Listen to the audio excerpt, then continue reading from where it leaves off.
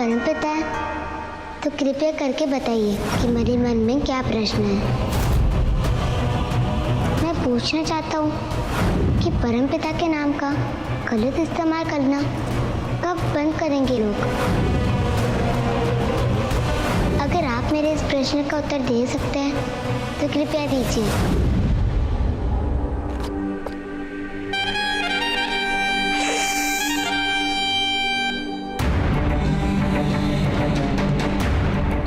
अगर यीशु का रवैया इसी तरह से रहा तो मेरे भक्त मुझे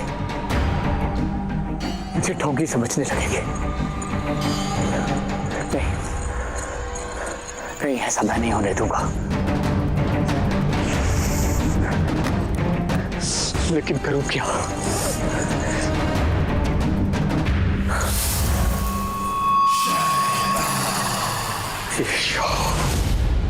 तुमसे नहीं होगा,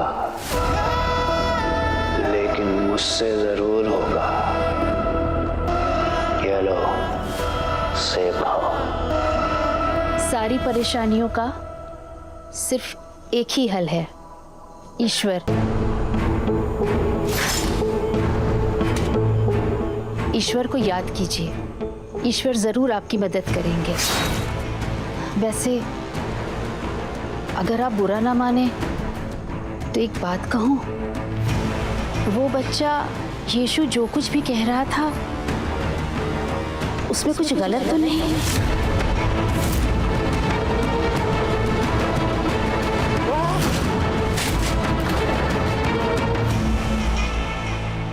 गुरुजी, आप नाराज मत होइए। आप सिर्फ मुझे एक मौका दीजिए।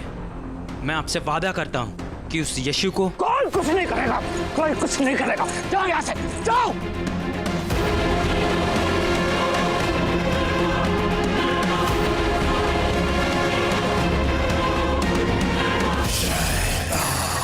शांति, शांत रहो और शांत होकर मेरी बात ध्यान से सुनो।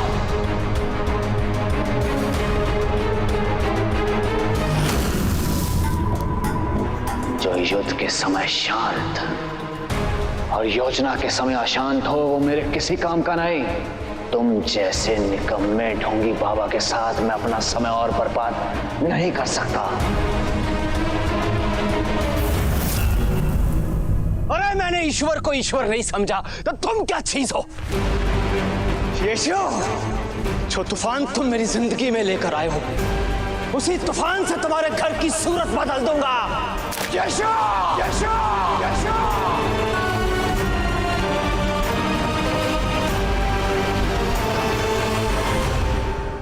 मारिया, मारिया रुक जाओ, ये सही नहीं होगा। तुम भैया भाभी और यीशु से अलग रहने की बात कर रही हो। तुम्हें अंदाजा भी है कि तुम क्या कह रही हो? मैं जो भी कह रही हूँ बिल्कुल सही कह रही हूँ और सोच समझ के कह रही हूँ। पहले मिस्र छोड़कर भागना पड़ा और अब इस गांव के लोग भी हमें गांव से बाहर निकालने की बातें करने लगे हैं, क्योंकि यीशु ने भरी सभा में रब्बी गुरुजी का अनादर कर दिया है। आखिर कब तक उसकी गलतियों की सजा हम भुगतते रहेंगे, बताइए? मारिया, शांत हो जाओ, हमें कुछ नहीं होगा। और जिस परिवार को तुम तोड़ने की बात कर रही हो, उस परिवार का हिस्सा हो तुम। क्या हो गया तुमको? जरा सोचो। छोड़िए मुझे। पल भर में आपने मुझे दोषी साबित कर दिया। हाँ, अगर अपने पति और बच्चों के साथ सुकून से जीने की कोशिश कर रही हूँ तो मैं क्या गलत कर रही हूँ? कोई बताएगा मुझे? मुझे रहना ही नहीं है इस घर में। मैंने सोच लिया है। भाभी बहुत परेशान है। मैंने उन्हें बहुत समझाने की कोशिश की पर नहीं। भाई तो फिर भी मान जाएगा, पर भाभी मुझे नहीं लगता वो। जब ईश्वर की संतान हमारे साथ है तो हमें चिंता करने की क्या जरूरत है? उसे खुद ये बात नहीं मालूम, लेकिन मैं जानती हूँ अगर बात बहुत बिगड़ी तो हमारा बेटा जरूर ऐसा कोई रास्ता निकालेगा जिससे सब कुछ ठीक हो जाएगा और सबके चेहरे पर मुस्कुराहट वापस आ जाएगी। यीशु तो भी सो रहा होगा ना? कल देखते हैं क्या होता है। माँ, मुझे पोशाक बहुत पसंद आई जो आपने मेरे जन्मदिन के लिए बनाई है।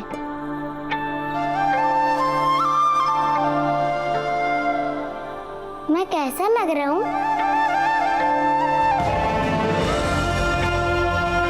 ऐसे ऐसे लग रहे हो जैसे जैसे साक्षात ईश्वर की संतान हमारे सामने खड़ी है।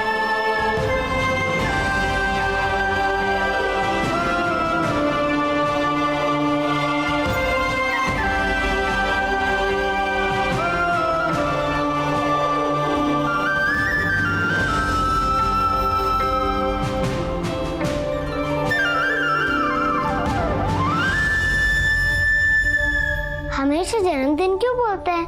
जन्म रात को नहीं बोल सकते माँ?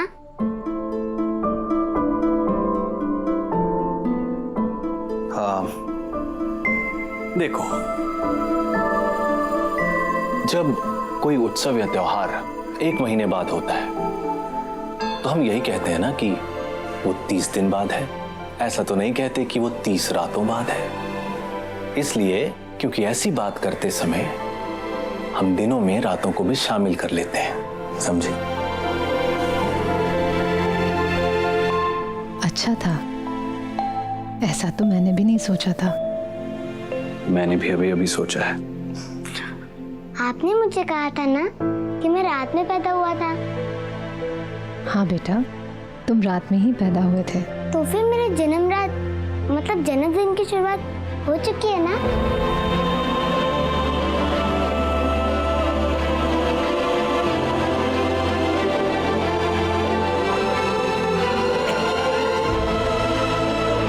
जन्मदिन मुबारक हो।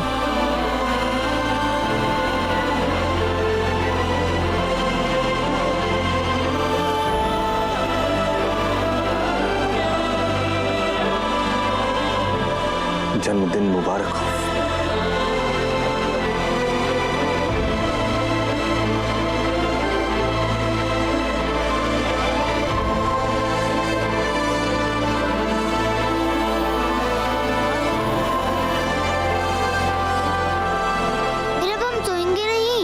मैं सबको बता कर आता हूँ कि मेरे जन्मदिन की शुरुआत हो चुकी है। थोड़ी देर में हम सब लोग बाहर मिलते हैं, ठीक है? ठीक है। बस अब बहुत हो गया। अगर आप बात नहीं कर सकते तो जोसेफ भाई और मैरी से मैं बात करूंगी। हर चीज की हद होती है।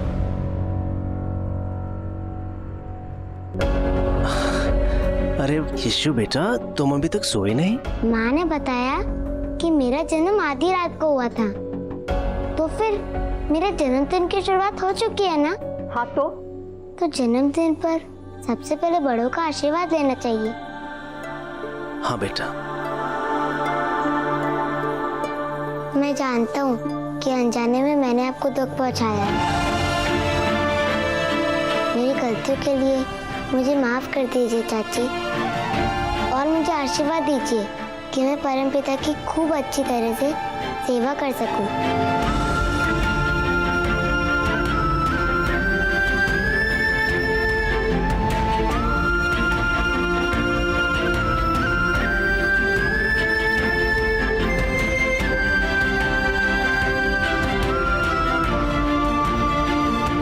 खुश रहो।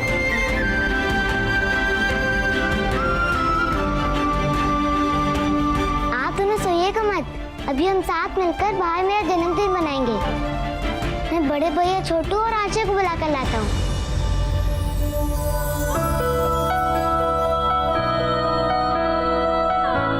ऐसे क्या देख रहे हो? मैंने उसे अभी माफ नहीं किया, बस एक आखिरी मौका दिया सुधरने का।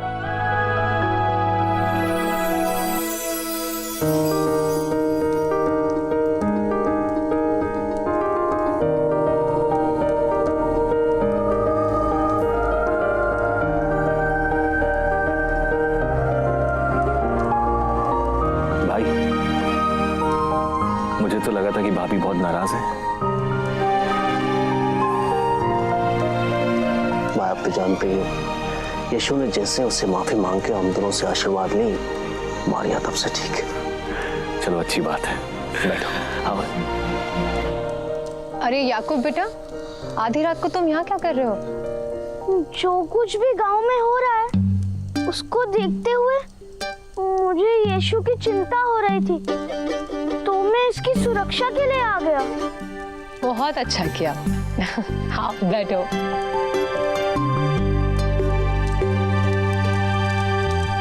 तो अब तुम सब बताओ कि यीशु के जन्मदिन पर हमें क्या करना चाहिए?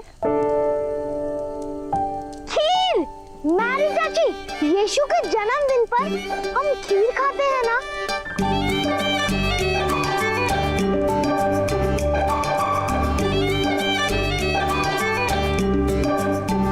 वैसे हम खीर किसी और दिन भी खा सकते हैं। जन्मदिन यीशु भैया का है तो उनसे ही पूछना चाहिए ना। कहानी, मैं माँ से एक कहानी सुनना चाहता हूँ। कहानी? हाँ मैं भी सुनना चाहता हूँ। लेकिन कौन सी कहानी ताई जी? हाँ ताई जी, कौन सी कहानी सुनाओगे?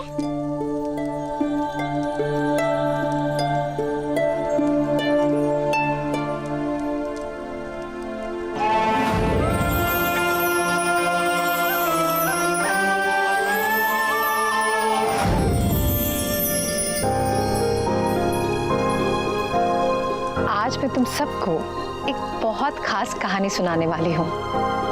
एक ऐसी स्त्री और एक ऐसे पुरुष की कहानी जो दुनिया के सबसे अनमोल, सबसे अनोखे, सबसे प्यारे बच्चे के माता पिता बनने वाले थे। एक ऐसा बच्चा जो इस पूरे संसार के लिए ईश्वर का तोहफा था, जो दया, करुणा और इंसानियत का संदेश लेकर इस धरती पे आ रहा था। तो बताओ, ऐसे बच्चे की कहानी सुनना चाहोगे? हमेशा से मैं यही कहानी सुनना चाहता था। तो आज तुम्हारे जन्मदिन पर मैं तुम्हें यही कहानी सुनाऊंगी।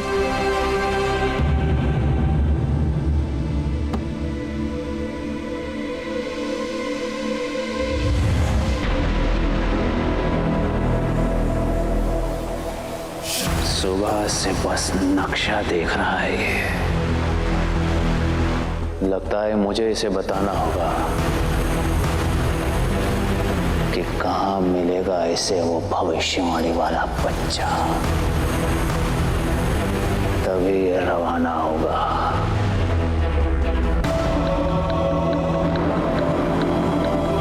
नासरत, नासरत जाओ। वो बच्चा कहाँ है उसके बारे में पता करना पड़ेगा। ये साफ दिल के लोगों को वश में करना बहुत मुश्किल है।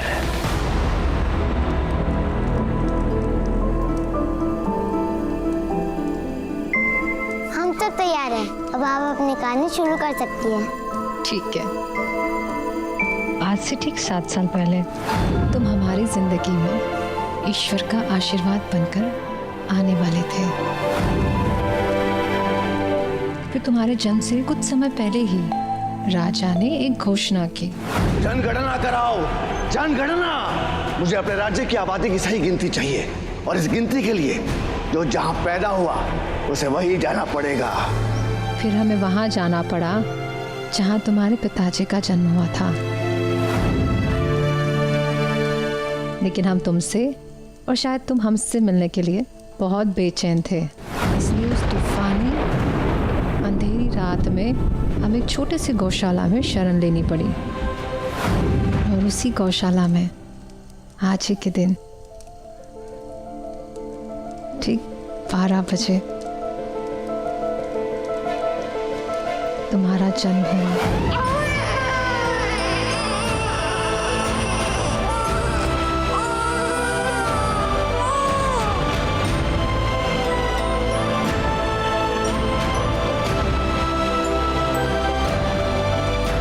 मानो कल ही की बात हो।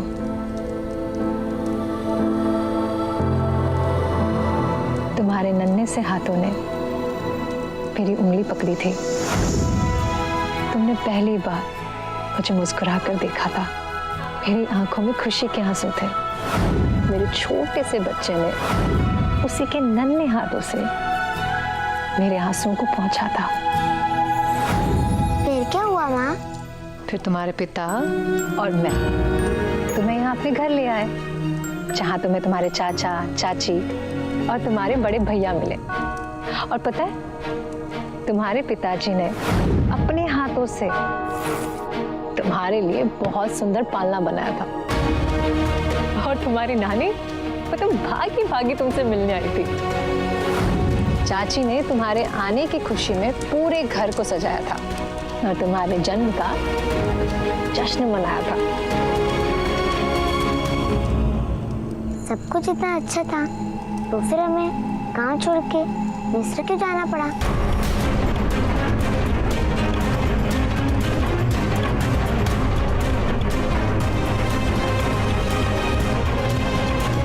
क्योंकि राजा हेरोड ने यह आदेश दिया था कि हर नवजात बच्चे को मार दिया जाए। सेनापति, सब छोटे बच्चों को मार डालो, सबको मार डालो, जाओ।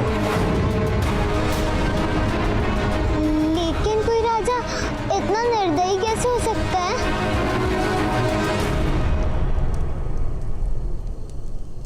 बेटा, प्रेम और करुणा में इतनी शक्ति होती है कि वो कोई भी बुराई को मिटा देती है।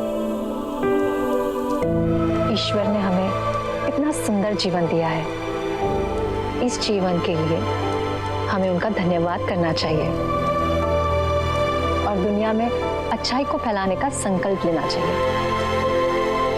मेरे जन्म की कहानी फिर से सुनाने के लिए धन्यवाद माँ। आपने तो मेरे जन्मदिन को और बेकार बना दिया है।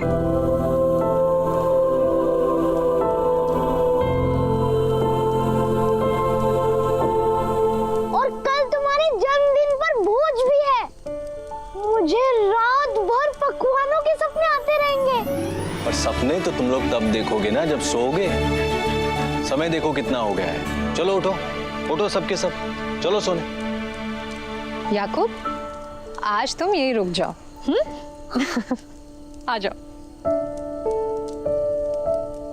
यीशु भैया, अगर पहले की तरह फिर से राजा ने बच्चों को मरवाने का आदेश दिया तो? कुछ नहीं होगा आशिया। अभी मैंने कहा था ना कि प्रेम और करुणा में बुराइयों को खत्म करने की शक्ति होती है। चलो। चलो बेटा।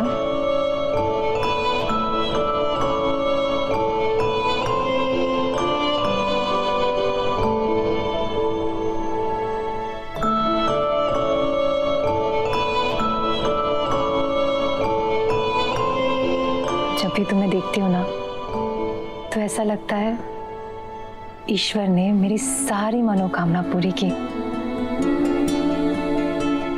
तुम्हारी खुशी से बढ़कर मेरे लिए और कुछ नहीं है। माँ, क्या मैं अपने जन्मदिन पर परमपिता से अपने लिए कुछ मांग सकता हूँ?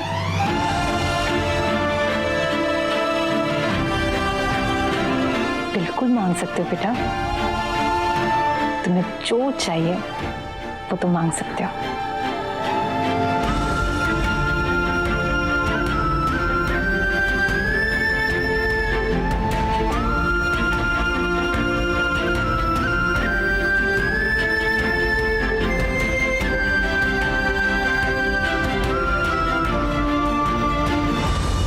हे ईश्वर, मेरे बेटे ने जो भी मांगा है उसे पूरा कीजिए।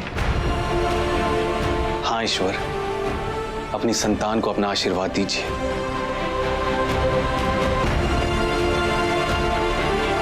मेरे यीशु भैया कितने अच्छे हैं। ईश्वर करे उनकी हर प्रार्थना पूरी हो जाए। हाँ, यीशु को निराश मत करना प्रभु। सबकी प्रार्थनाओं में मेरी भी प्रार्थना शामिल है। हे ईश्वर, यीशु की हर कामना पूरी करना। हे परमपिता, मैं अपनी पूरी जिंदगी प्रेम और करुणा को समर्पित करना चाहता हूँ। मुझे आशीर्वाद दीजिए कि एक दिन मैं पूरी दुनिया को प्रेम और शांति का संदेश दूँ और इस धरती को स्वर्ग बना सकूँ। चाहे उसके लिए मुझे किसी भी तरह का बलिदान क्यों न देना पड़े।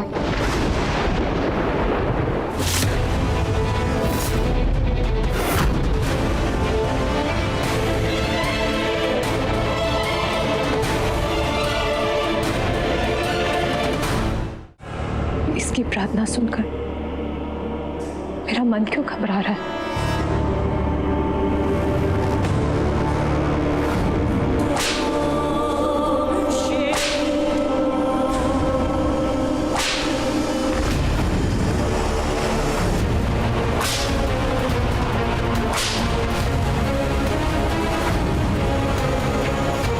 ये मुझे क्या पूर्वाभास हुआ?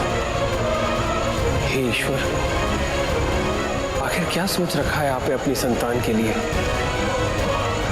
दुनिया में प्रेम और शांति फैलाने के लिए आखिर क्या कीमत चुकानी पड़ेगी यीशु को?